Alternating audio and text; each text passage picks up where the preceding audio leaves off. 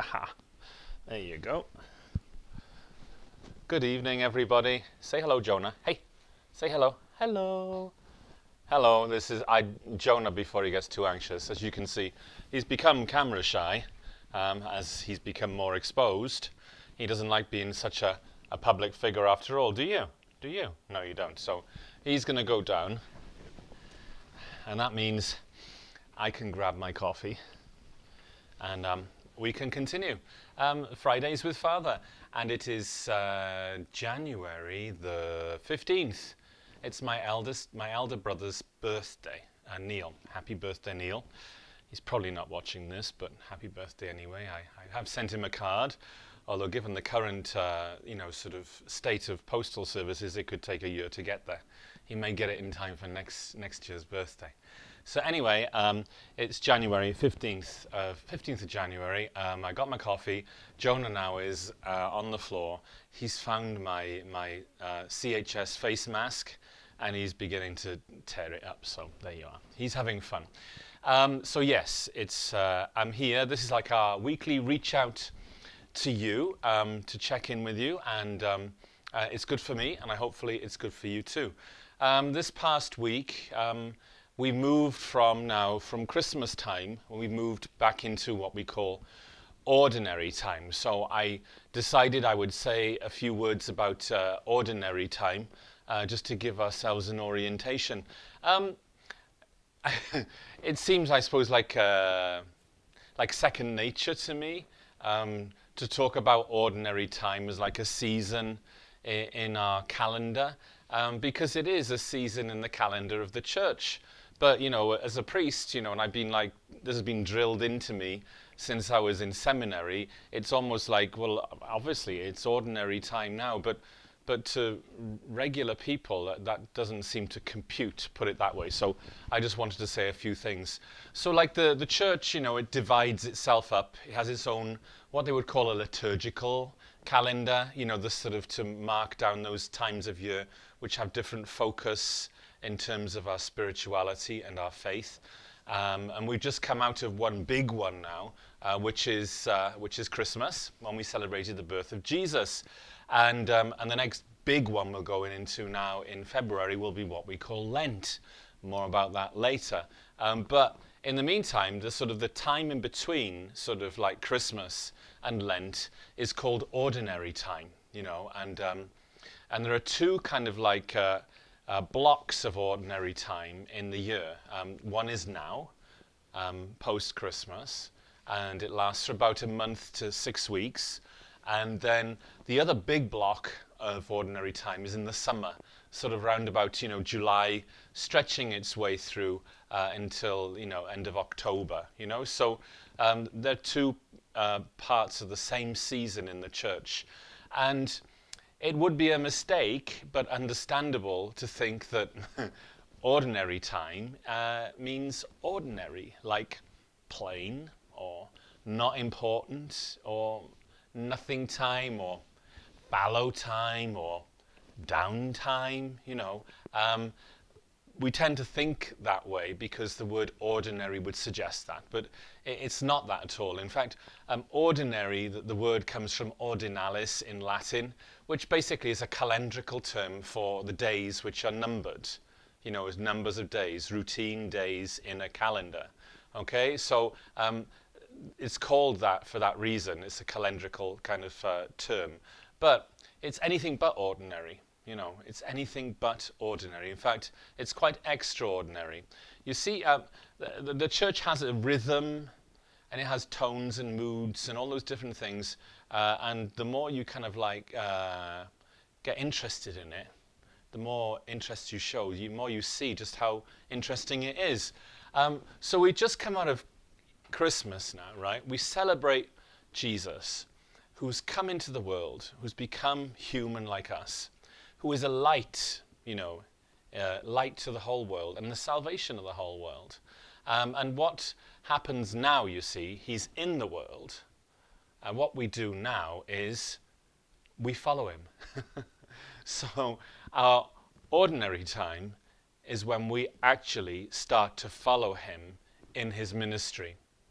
And what's quite interesting, and I noticed this in the first 2 days this past week of the readings of the Mass, the Gospel readings were all about what Jesus does, and they were healing, curing, forgiving, his very active hands-on ministry with needy people.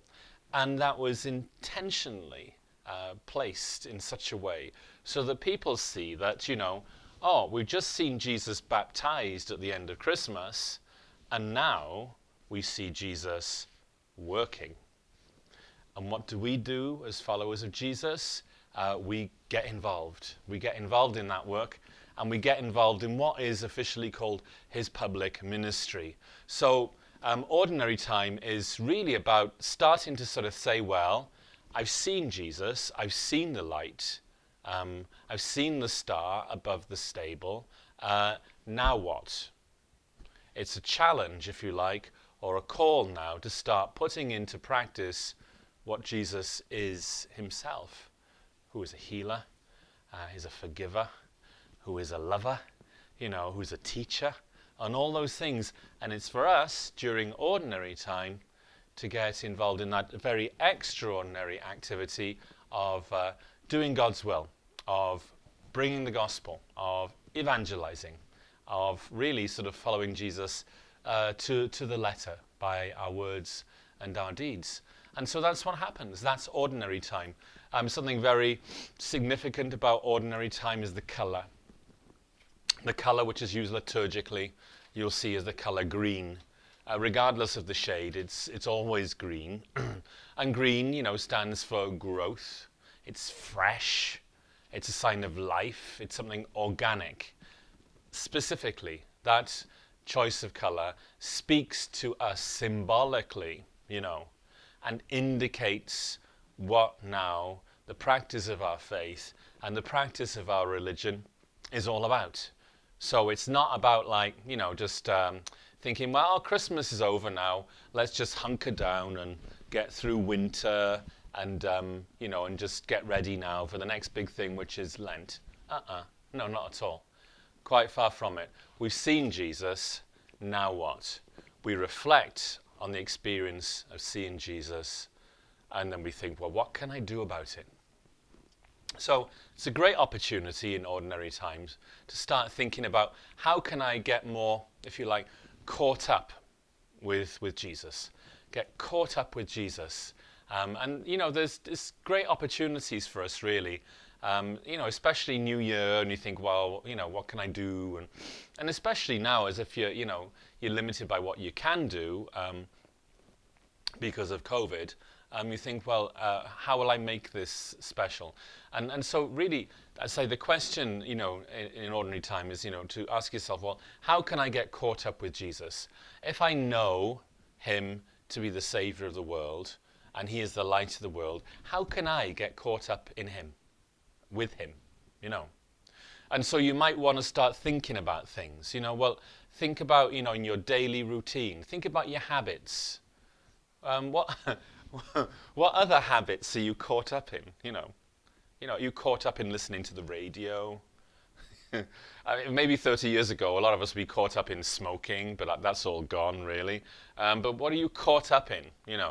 Look at your habits and you think, well, how could I change my habits so as to sort of get caught up in Jesus instead of being caught up in politics or sport, that kind of thing. So maybe an easy way of getting more caught up in Jesus would be, well, I'm going to read the daily readings for Mass. Or even if you don't have time for that, you might think, well, I'm going to read the daily gospel, which the church gives, which we celebrate here and we listen to at Mass. And I'm going to get caught up in Jesus in that way. Easily done, The daily readings are online, they're available. You may have Missal in your home, which has got all the daily readings in it, Easily done. But it's a way of changing your habits and getting more caught up in Christ. And just a word about the readings. I mentioned earlier that it was like no coincidence that following, Christmas, the first couple of days, what was the gospel about? Jesus healing, Jesus curing, Jesus putting things right. It was deliberate, and I say that to you because the church, the readings that we have at Mass, they're not random, They're very meticulously kind of designed, over a 3-year cycle. And over a 3-year cycle, we get to hear most of the Bible substantially, We get to cover most of the Bible in 3 years. And those readings are chosen to match the season, to match the time, and to match the mood of where the church is at in terms of its faith. So a lot of people, I remember somebody sort of saying to me once about Mass and what have you, and they said something like, "How do you choose the readings?" And I think they thought that I just chose readings that I liked, as if I could just pluck one out and just sort of say, well, we'll have this for Mass today. Wouldn't it be nice in some ways? But it would also be very limiting, because there's so much to choose from.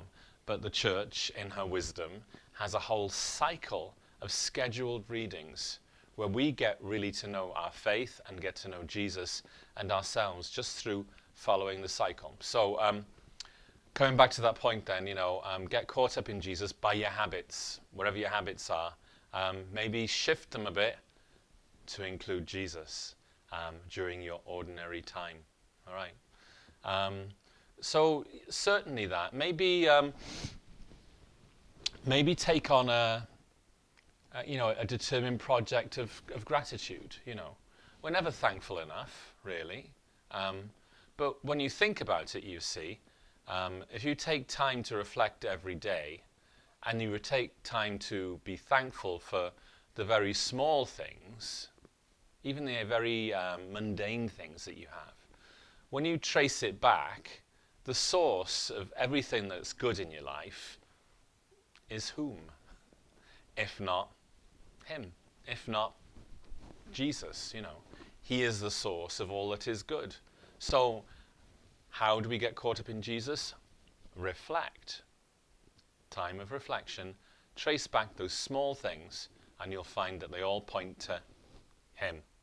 Okay, so that's just another way, I suppose, really, of doing that, So get caught up with Jesus. That's really, I think, what Ordinary Time is saying to us this year.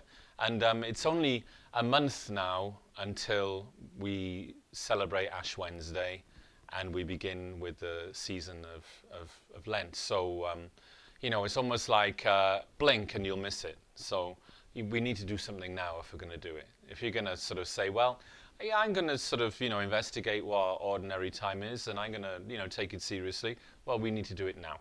All right. So, because if we don't, then it'll be Lent. And then it'll be Easter. And then the year will run away with you. So it's about, as they say in Spanish, manos a la obra, get to work, basically, and don't waste your time. All right. So that's basically what I had to say to you today about Ordinary Time, that it's not ordinary at all. In fact, it's quite extraordinary. But we have to, make it that way. And I suppose to see in some ways, that in terms of our existence and our participation in the church, that the church kind of like in some ways is all-encompassing. That the church in some ways is rooted very much in our existence from day to day in the world.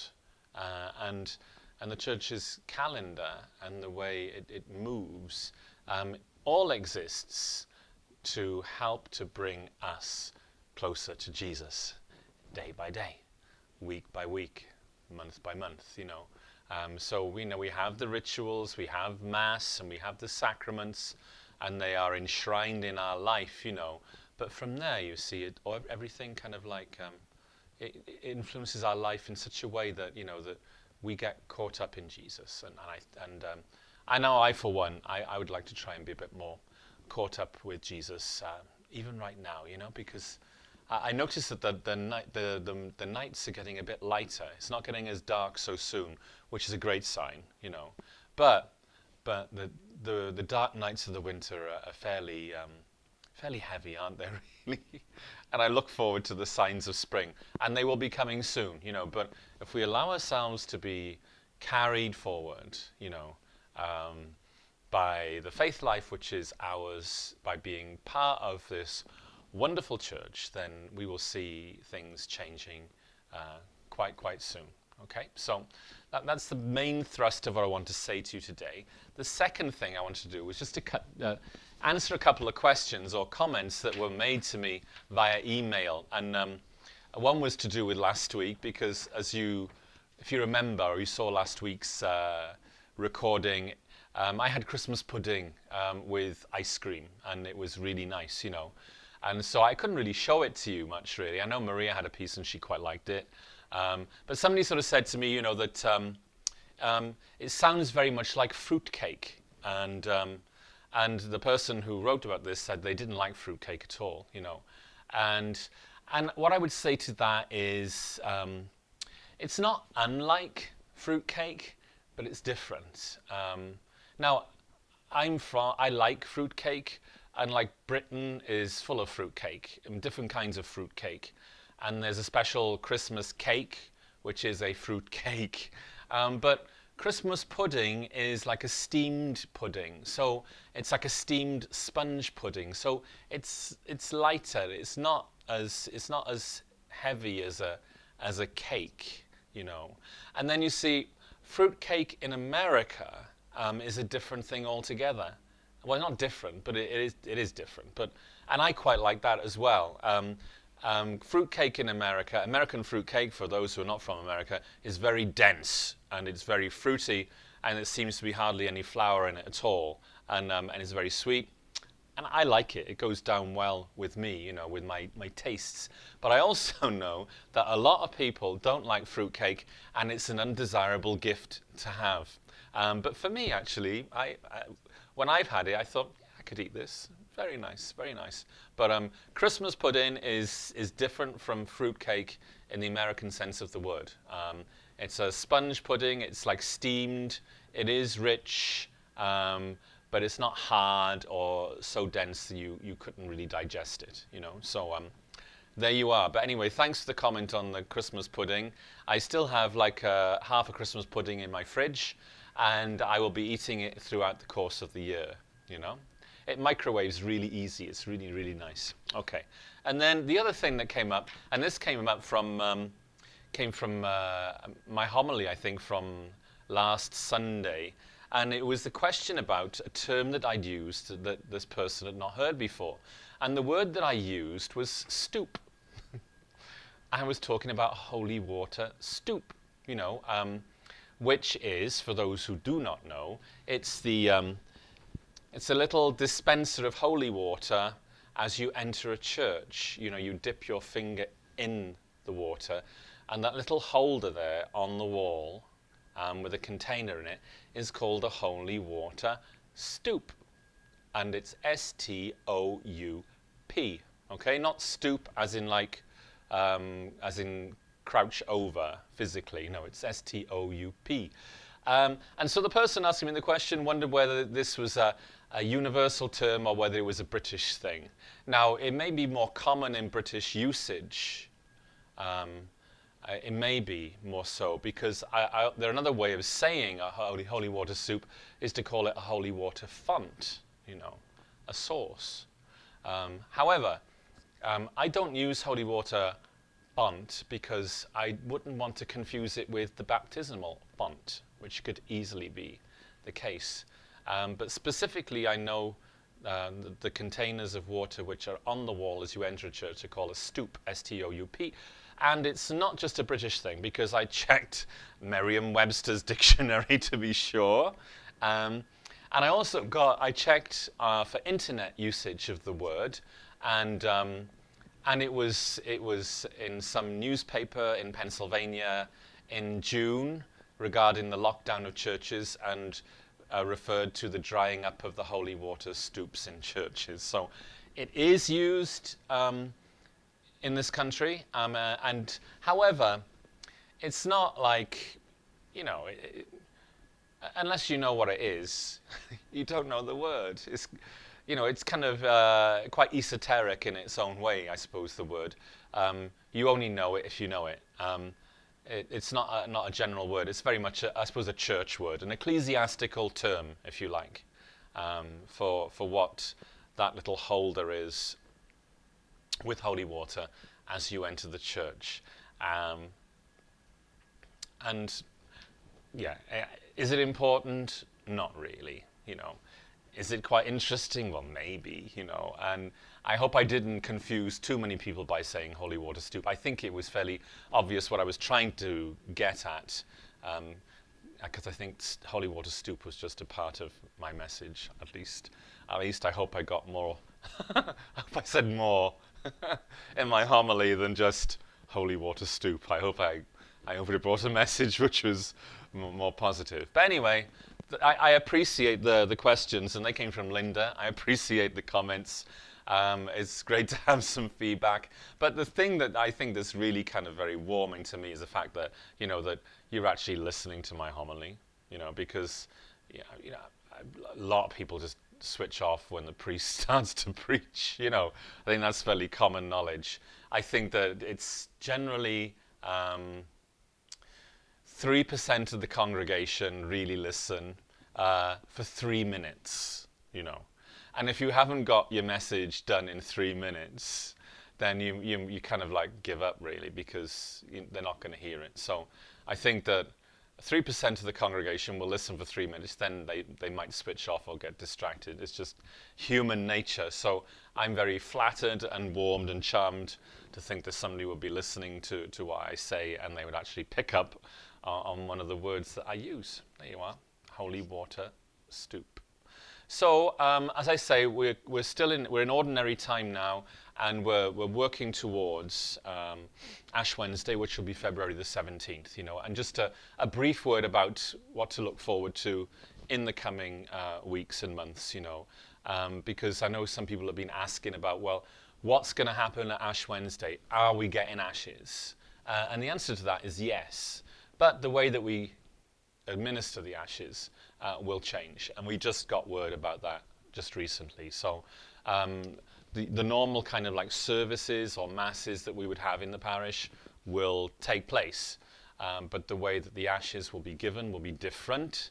The ashes will be sprinkled on the top of your head and not placed physically on your forehead with contact by the person.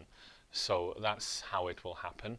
And here at Church of the Holy Spirit, we're also going to have a to-go option. So you may not want to receive the ashes on the top of your head, and you may wish to take the ashes home and with your family members, impose the crosses on your forehead amongst each other. So we're going to have little to-go bags as an option to those who come to church on that day. Okay, so that's just a brief word. I don't want to get too much into Lent yet, because I want us to enjoy what we got now, which is ordinary time and getting caught up with Jesus. Upon which note, I'm going to get caught up with my coffee before it gets cold. Jonah is almost snoring. But thanks for your attention. Thanks for all that you do, and keep in touch with our parish. We need you as much as you need us. Okay, so be joyful, keep the faith. Ta-da.